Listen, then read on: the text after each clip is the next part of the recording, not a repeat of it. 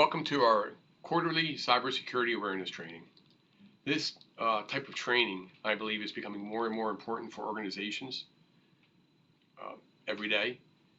In addition to training just for ourselves to be aware of this new world of cybercrime we're all living in. And the only way we can protect ourselves and the organizations we work for is through information and good practices, and staying aware of what's happening in the news with security. So with that being said, I will go through this training pretty quickly. I know a lot of us we hear this because we do it quarterly, but it is really important. So here we go. We're going to talk about cybersecurity, and I hope everyone enjoys this as much as I do. So first thing I want to talk about is the different categories of cybersecurity. And they can really be broken down into phishing, malware, ransomware, data privacy, both your organization's data as well as your own, security on our mobile devices, working from home and working on the road.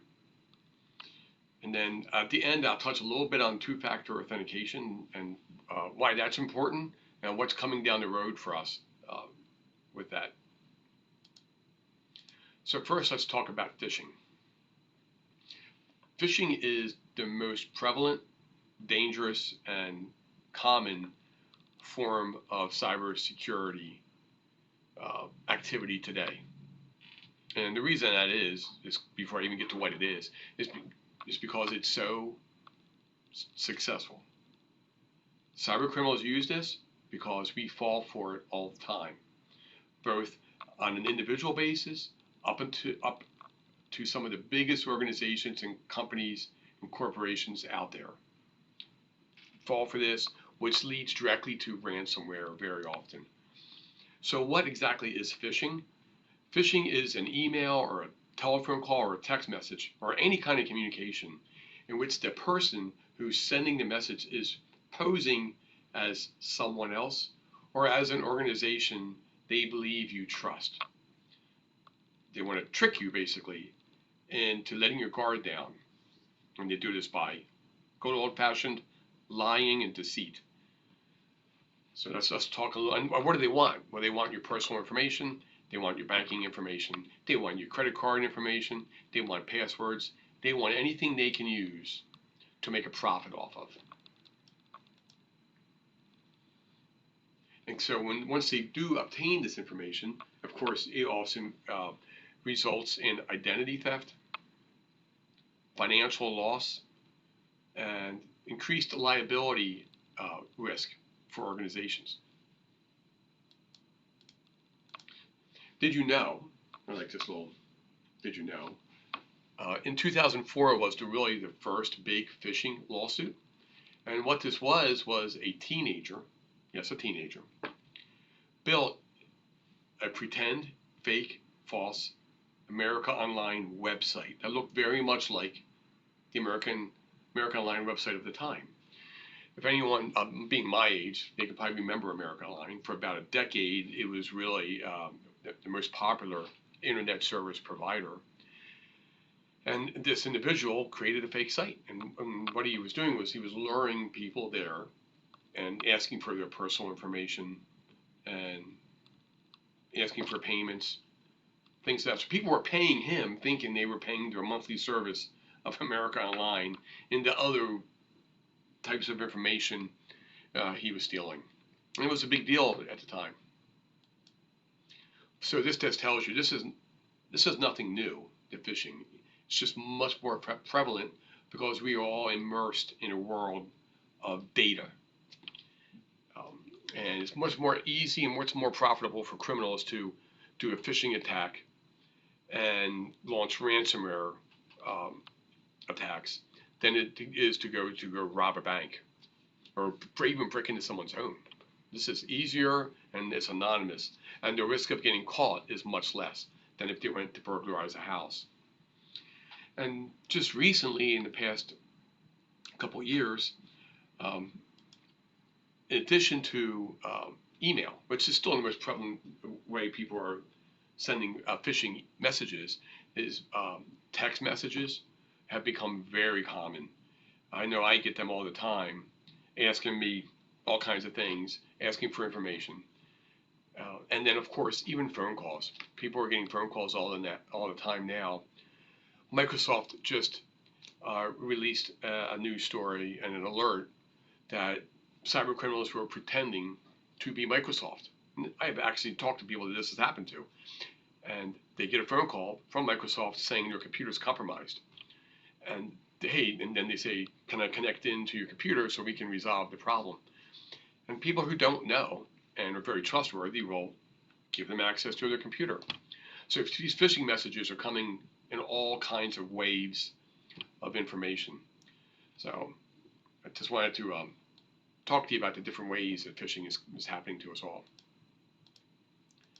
Common types of phishing email messages is, remember this, that when they promise you something that's too good to be true, we've all learned this a long time ago. If it's too good, if it sounds too good to be true, it probably is.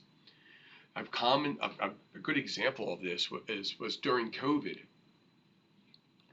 People were getting emails congratulating them for getting their vaccination and then offering them a free Amazon gift card. All they had to do was click here, put in all their information, and they would get a free gift card. Now, of course, the gift card never arrived, but individuals were putting in their name, their address, their date of birth, their social security number. They were putting in, where they got their vaccination, all this stuff, and all they were doing was just giving away free information because they were tricked into doing so. So, maybe it's a form of greed where you think we're going to get something free, and then we let our guard down and we just go in, and then after a little while we realize we've been had. That's an example of too good to be true. Sense of urgency. This is another very common one. Well, you'll get a message saying, your bank account's been compromised, or we've had a problem with your order, and you go, wait a minute, I didn't order anything. So you want to investigate, right? You want to be a detective. You want to investigate. You want to see what's going on. You want to make sure your account wasn't breached. So then you start responding to these messages, and before you know it, you've clicked on something you shouldn't have, or you gave away information you shouldn't have. So avoid these things that give you like a timetable, like you need to contact us immediately. If you think it's valid, there could be some truth to this message you received, do not respond by the email. Call that company directly. If you don't have any connection to that company, disregard it. 99% chance it's complete falsehood.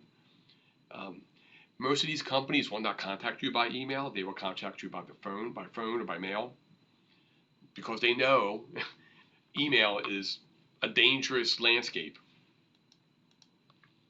Hyperlinks. Do not click on links in your email messages unless you really know it's an accurate hyperlink, something that it's a workmate, you're working on a project, the link makes sense to what you're doing. Or, I'm sending you a message, we're talking about Microsoft 365, and you were asking me for some help on it, and I send you a link here to go register, something like that, you're probably okay. But do it with extreme caution. Attachments are another thing. Unless you specifically requested the attachment from someone, unless it's a workmate and it's an attachment that you've been working on together, or something that you routinely do with each other.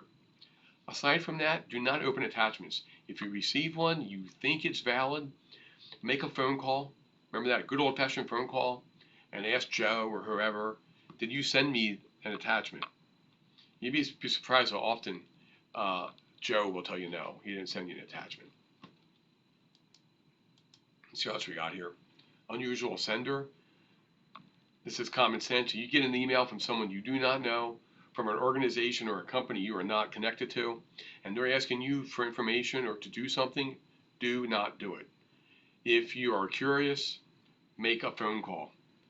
But when I say through these recommendations, when I say make a phone call, don't use the phone number in the message. Go find that phone number separately and then make a phone call from that point forward and investigate the message. You will almost always find that the message was a fraud. And up here I have beware holidays. Not because I'm a Grinch, I'm not. But when it comes to holidays, the reason I say be cautious of holidays is cyber criminals know that organizations very often start to shut down as a holiday approaches. Or at the very least, they have skeleton crews. And in addition, people's minds can be IT staff, it can be regular staff, it can be you just at home. Our minds, our attentions on the holiday get together, or what we have to what we got to do when work's over to get ready for the holiday. And they use this time when our guard is down to really do an onslaught of these type of messages. Just this past July 4th holiday, during the holiday weekend, we had more phishing messages trying to get through the firewall than is normal. We always have some, but it was many, many more, and many, many more employees attacked than on a typical day. Almost every Thanksgiving and every Christmas, we just prepare ourselves for the onslaught. So the IT staff has to really be on alert during these times. And so should every individual, not just for your work messaging, but for your at-home messaging too, because cyber criminals will attack individual accounts on a higher level during the holiday. So just be aware of holidays. Sad that's true, but that is true. I'm going to talk about malware very quickly, and I do want to just touch on it for a moment because it is something that is still very, very important to be aware of, and it is a risk. But it's the amount of malware has really started to dwindle as phishing has become more prevalent. Malware is, and I'll tell you why that occurs. So malware basically it's not an email. It's a piece of software that might come through email, but it's a piece of software that pretends to be something it's not. Everyone knows that everyone likes free things. Cyber criminals know this too. So they will, on the internet or through email or through an app store on your mobile device, offer free games, free programs. People love free. And so the criminals who use this tactic will do one or two things. Either the game or the program just won't install. It will look like it failed, but on the back end, it has installed a piece of malicious software on your phone or your tablet or your computer. And sometimes the more what's the word I want to use? More incredible ones, let's say, they actually will install a game. They will install a game that is even fun to play, but it also installed a piece of software that's malicious in nature.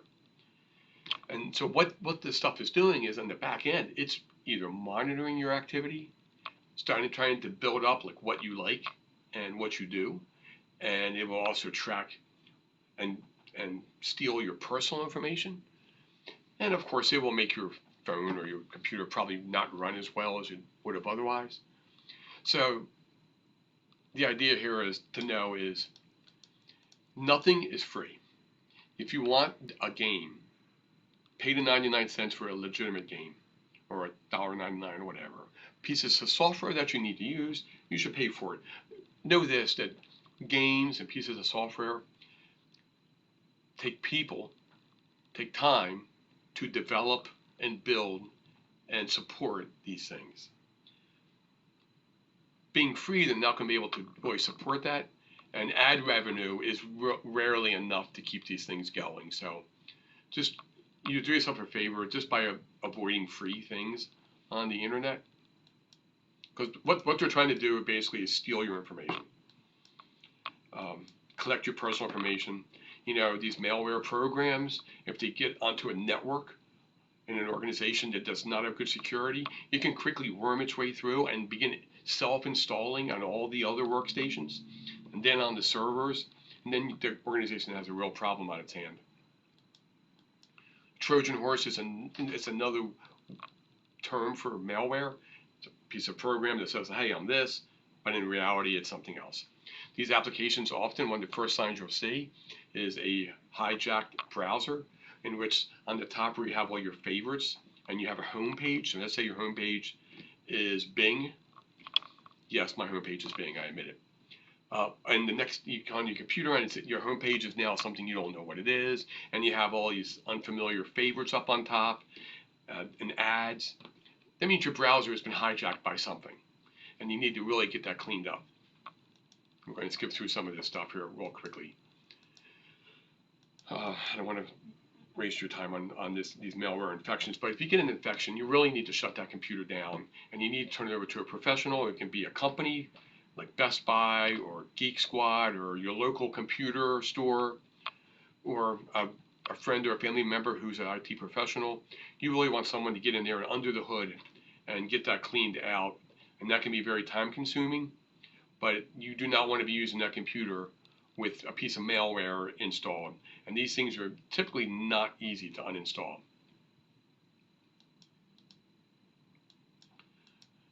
And so I kind of ahead of myself a little bit here, but removing malware is, as I said, as you really want to contact a professional to do this. So to protect yourself against malware or any other kind of threat, is you really need to have a good antivirus application on your computer. A couple of years ago, I would recommend applications like Symantec or McAfee or Bitdefender. But today, for most home users, Microsoft's Defender, which comes built into Windows 10, is more than sufficient to protect yourself. I wouldn't recommend it really in a business environment, but for home use, it's more than sufficient. And you're paid for it. It's not free. It's part of Windows 10 when you buy a computer. Windows 10 is paid for by you purchasing that computer, and the Microsoft Defender antivirus is part of Windows 10, so you've paid for that as well. So you might as well use it. And keep those programs up to date. And you can keep the Microsoft Defender up to date simply by keeping Windows 10 up to date. You don't have to update a separate program. If you had McAfee or Symantec or Bitdefender, you'd have to kind of update that and manage that on its own independently of Windows 10. If you use Microsoft Defender, just by keeping Windows 10 up to date, which is very important, by the way, it will also update your Microsoft Defender.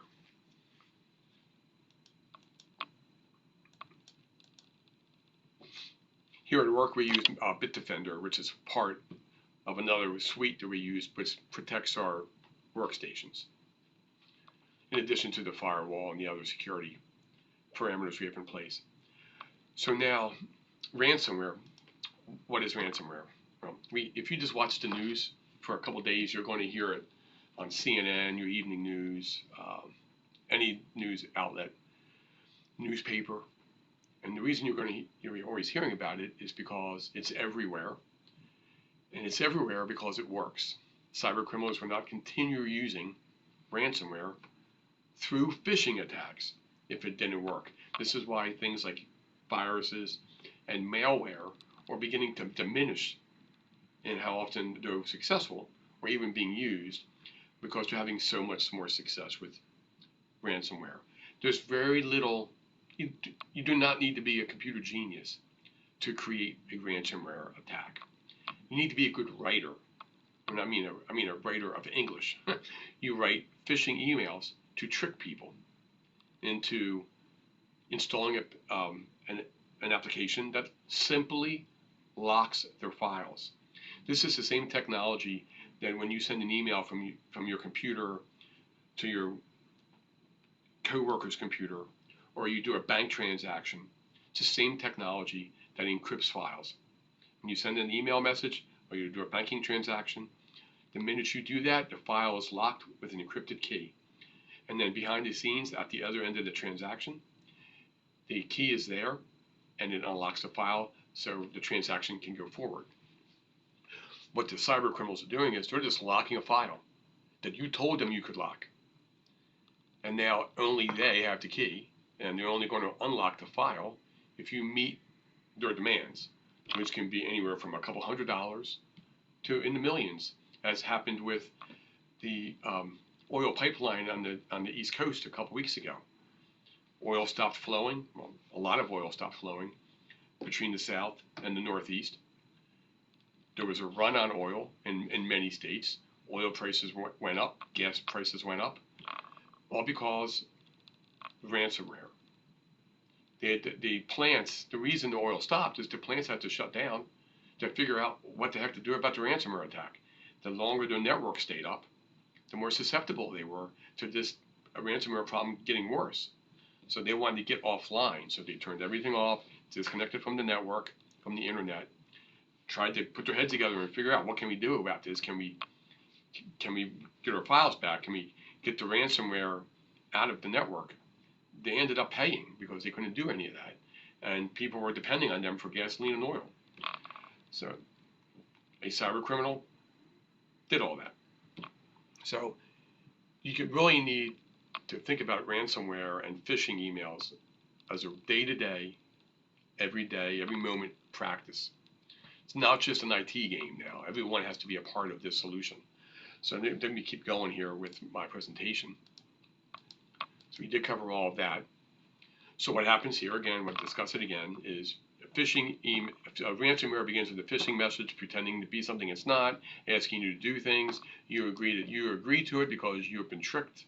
Your files get encrypted, and the only person who can decrypt it is the person who encrypted it. The cyber criminal has the code.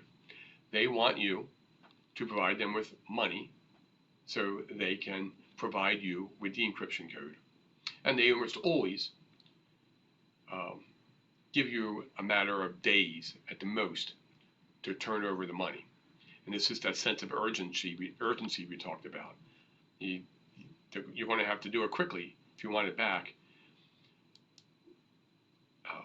And very often too, this is another form of phishing, is they will pretend to be the FBI or a law enforcement agency. The FBI will not respond and send you an email threatening to lock your files, or then the FBI won't lock your files. So whenever you see that, the FBI does not contact individuals in such a way.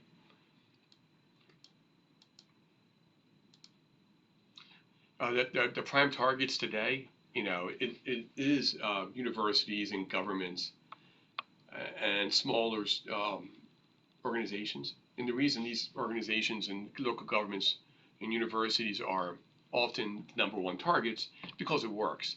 It works for very simple reasons. Many of these organizations don't have the IT staffing to manage it. They don't have the training for their staff, and they don't have the infrastructure to deal and manage these type of messaging, so they don't make it to staff. So messages are making it through no infrastructure or poor technology infrastructure. They're making it to their workstations and the email boxes of staff who has not been trained. And bad things happen when that's allowed to occur.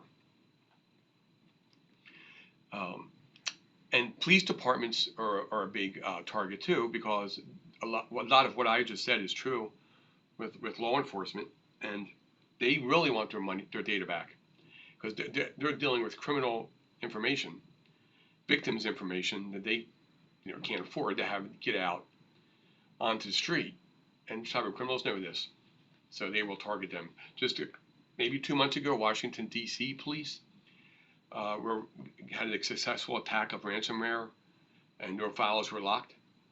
And I'm not sure how that case ended, but they were down. Their entire RMS, records management system, was locked up and down. So I'm not sure what they did to get their files back, and I don't even know if they even got their files back. And yeah, some ransomware have over here does move through the internet, through websites and through other mass mailings. This past weekend, 100 organizations were hit with the same ransomware. So somehow that self-propagated throughout these organizations, and they probably targeted 800 or 1,000 organizations. 100 of them were successfully attacked.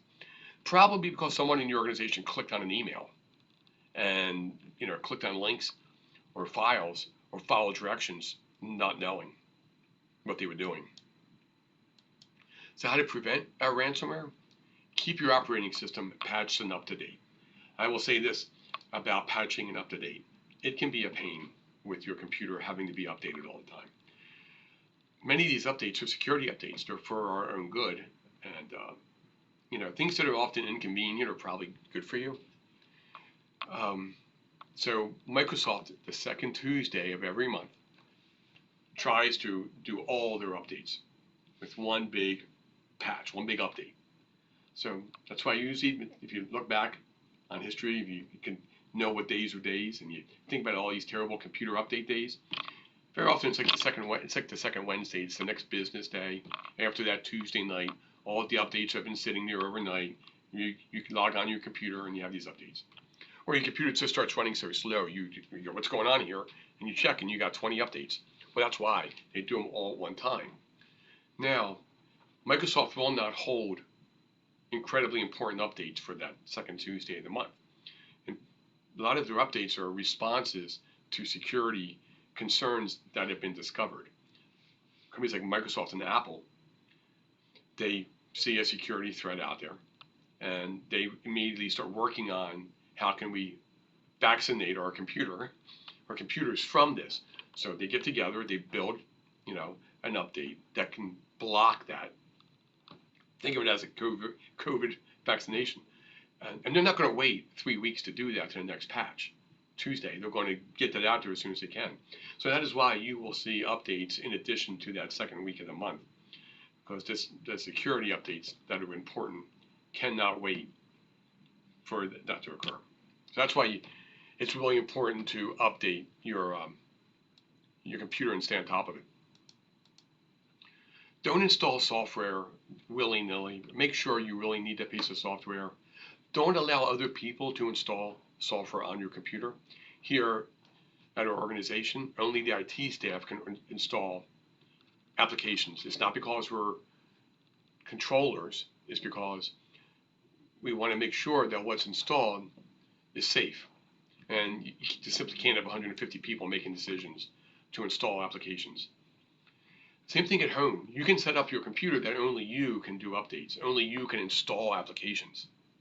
So you have grandchildren or children or friends or neighbors using your computer. If you have it set up that only you can install programs, then you can be assured that when this happens, I help people all the time with this. The grandchild was there for the weekend, and now their computer's running slow. They got these crazy games on there. You can prevent that by not allowing them to. You can set up so they can't do that. Make sure your antivirus software is up to date. Again, if you use Microsoft Defender at home, your Windows updates will cover that for you. And of course, back up your files. Not just on a little hard drive in your house or in your office at home. You should be backing up your files to a separate cloud service. There are so many of these out there. And you sign up with one of them. You might pay $100 a year or something like that. But you can be assured that these backups, you can have them so they're like 30-day backdated. So you can, if you get infected on July 4th, you could pull it back up from June 28th and restore your files. And you may lose a couple of days of data, but your files are safe. And it's not just for ransomware at this point. You can have your computer explode on you, just physically die. And if you don't have a backup, you're kind of in a bad spot.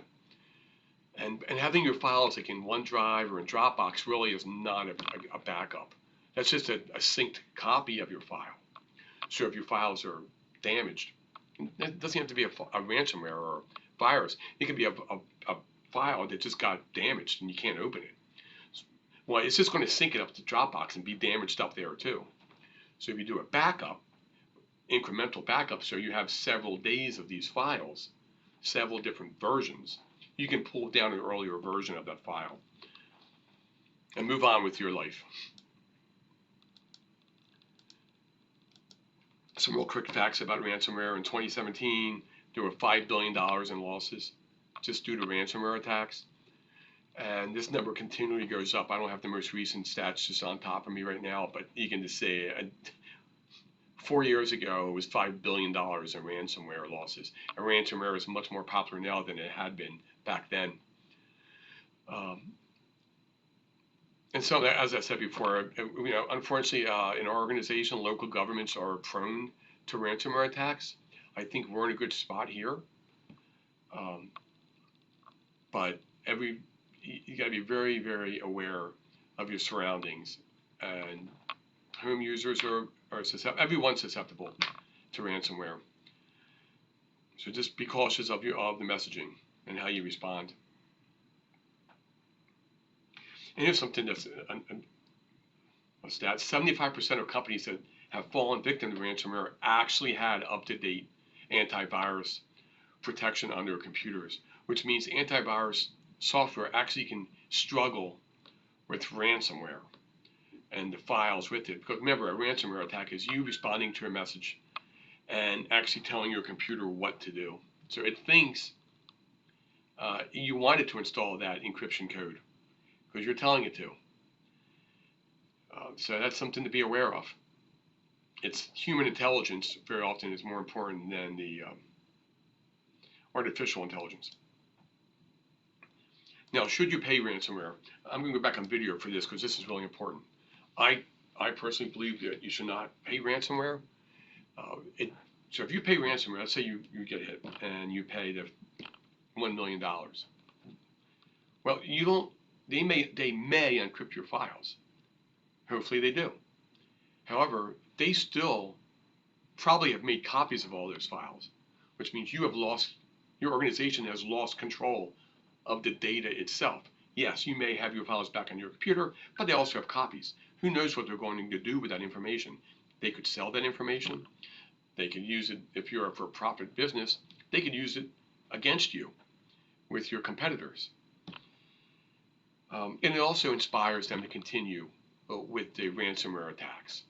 They're doing it because it's successful. And it's such a problem. I just read this past weekend. And so this is July 6th, so it's the past weekend, the holiday weekend, that the federal government is taking serious thought into making it illegal to actually pay a ransomware attack. So it would be illegal for a company to pay to get their files back. And the reason I'm sure that the federal government is thinking this is the government has to get their hands around and control and manage this ransomware problem that they're having all over the country, all over the world. And people paying ransomware is only inspiring criminals to continue doing it. And maybe if they have a rule that companies cannot pay ransomware, maybe the companies would then begin to invest in their infrastructure, in their IT staffing, in their threat protection solutions. So that's really important. I kind of like that idea. And many companies have insurance now for ransomware. That's another area where the federal government may not allow insurance companies to actually provide that insurance. The money's better spent on building infrastructure, having the proper solutions in place, the proper technology staffing, the proper training. All that would be less money than ransomware attacks, paying out the ransomware fees, paying insurance costs for things that you could defend through the proper systems and training. So, end of speech, but that's what I'm thinking is going to happen. I think it's eventually going to not be allowed to pay these ransomware criminals or even to get insurance for it. It's going to be on the organizations to do the right things and protect their data through all the proper mechanisms. So we can skip by all of this because I just made a speech there. And one thing I want to talk about here real fast is, I'm going to skip through this, data privacy. At home, some of the things you can do to protect yourself at home is shred the documents. We get credit cards, bills, bank bills, statements, applications. Everyone should have a shredder at home. I know they're noisy and a nuisance and they make a mess, but we really should be shredding all these documents as opposed to throwing them in the mail or even just ripping them up. They should be shredded. Make sure your Wi-Fi network has a good code on there, a password, and don't share that with just anyone. You can have two Wi-Fi networks. They all come with this ability to do this. Have one for your family perhaps close friends, perhaps. And then have a guest network that is separate from the rest of your network. So your friends and other visitors, you would just have them connect to the guest network. It would have a password, of course, but they won't be connected to your main network. So if you have like a Ring doorbell or or online security, that would be separate from what the guest is on your network. These are pretty easy to set up now. Never give out your social security number. People are always asking for that. They don't need it. Don't give it to them. Always use strong, unique passwords, a different password for every account.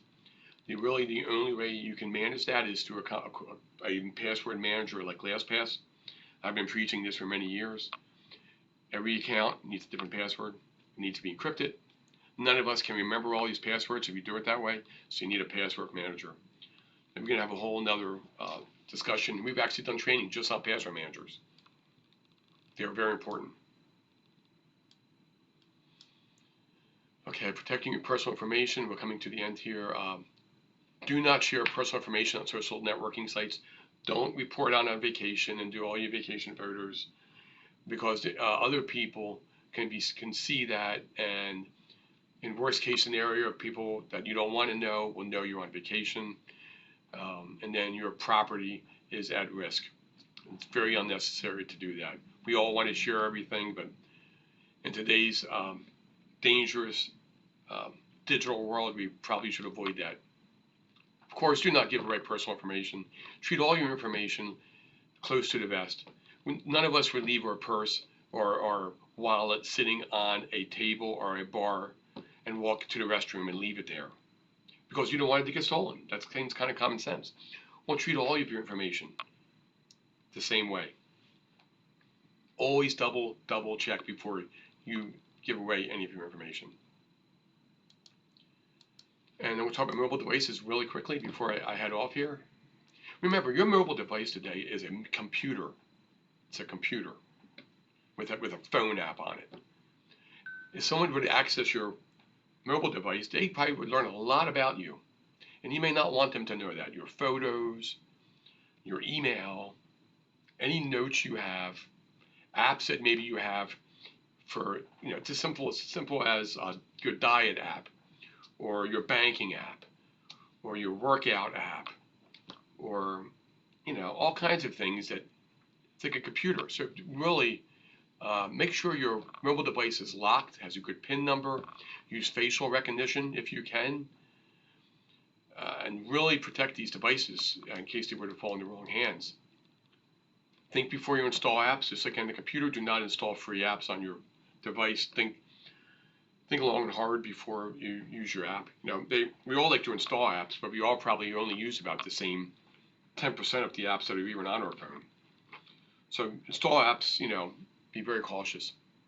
Apps that are free, as I've said before, they're not free. They're not charging you money, but if you read the small print, you're giving them access to your personal information. And then they can sell that information. So they're making a lot of money off of your personal information for that free app, which you may only use once or twice. Whenever you can, disable your Wi-Fi and your Bluetooth on your devices and only use it when you need to. Never connect to a public Wi-Fi network unless you really have to. Never do banking or email sitting on a free public Wi-Fi. These are free, they're public, no password, so anyone who has the proper tools can see who's on the network and very often even see what you're doing and steal information off of your mobile device or your laptop on these free Wi-Fi hotspots.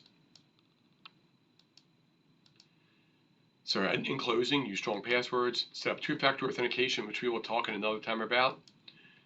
Use a VPN if you're working from home. Set up firewalls at home. A lot of times you can get a router that has this built into it, and they're fairly easy to use. Make sure you have up-to-date antivirus software. Make sure your home router is secure. Make sure your router is up to date in addition to your computers and your mobile devices. Back up your data, find a good cloud provider, sign up, back up your data on a regular basis. You can do it automatically for you every night. Beware of people remoting into your computer or your mobile device. Make sure you know who's doing that. Always be aware of phishing emails and sites. Read every message with a detective's eye. And make sure that it's legitimate. This was happening while everyone was working from home, especially during COVID. Watch out for scams that target actual people working at home. Use encrypted communications. Make sure everything is passworded. You can send an email that's encrypted right through Outlook. Or you can talk about that later too if you want to learn more about sending encrypted messages right from Outlook. Lock your devices when you're not with them. And in conclusion, protect yourself and your organization by remembering all the tips we talked about. In addition to these, right? Remember, don't go phishing. Use strong passwords. Follow software guidelines. Do not install unauthorized software, especially on your company devices. Keep your devices safe. Remember, if you're using a work device, your mobile device, or a work computer, the organization owns that information. Treat that very close to your vest. Be careful with public Wi-Fi networks, especially when you're using work devices or your own devices, because your information has value as well. And that's it. Anybody has any questions, let me know. We will talk about two-factor authentication at a later time. We're getting ready to adopt that here. I just don't want to make this training video any longer than it already is. My office is always open. My phone is always available to you to talk anything about security or any other technology concerns you have. So stay cyber safe, and I look forward to seeing all of you soon. Thank you.